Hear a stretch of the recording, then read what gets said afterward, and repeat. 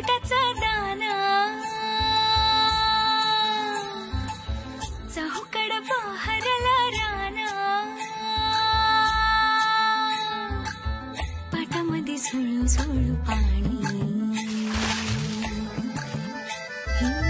पाखराच्या चोचीतली गाणी शेतामध्ये राबणारा लेक काळ्या मातीचा राखडा तो मर्द माझा भाळाच्या छातीचा वेडा पिसा छंद असा लागला तुझ्यात जीव